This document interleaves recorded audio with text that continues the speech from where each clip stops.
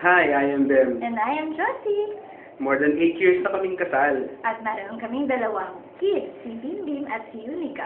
Masaya ang buhay may asawa. Pero we also need to face the reality na marami adjustments ang kailangan gawin para masustain ang kasiyahan nito sa bawat tahanan.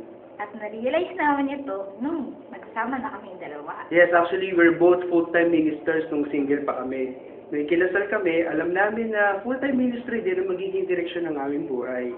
Ako as a teacher, siya naman as a pastor. Yeah, so may expectation na dapat one step ahead or dapat ready na rin kaming mag-minister sa mga may asawa. Pero hindi ganun kadali.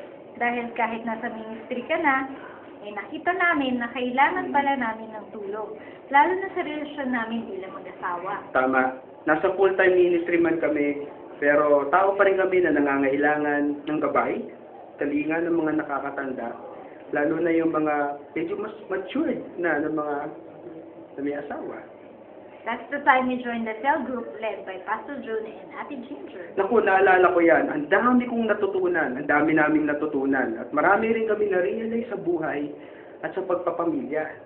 Natuto rin kami na maging handa sa aming future o hinaharap. Mula sa mga examples at modelo ng aming mga ka-cell group at lalong-lalo na ng aming mga leader. Oh, actually, ang masasabi ko lang, that was really a transforming experience. Pero simula pa lang yon.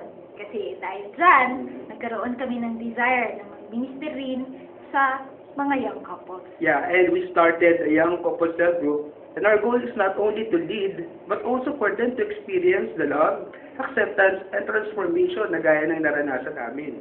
Maging kami ay lubos na natulungan ng cell group. Sila ang nagsilbing kapamilya, kaibigan, tagapayo, kagapay, at minsan pa nga, utangan. Oo, tama. Natutunan namin sa cell group yung magtulungan sa lahat ng pagkakataon.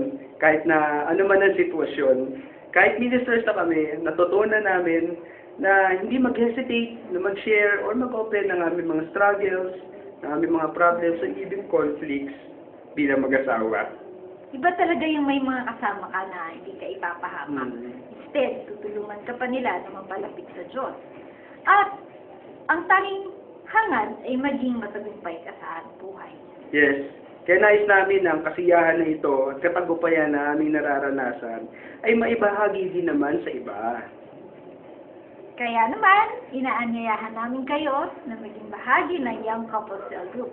At yak na malaki ang matutulong ito sa inyong buhay mag-asawa. Yes. Be happy, be holy, join the Young Couple City.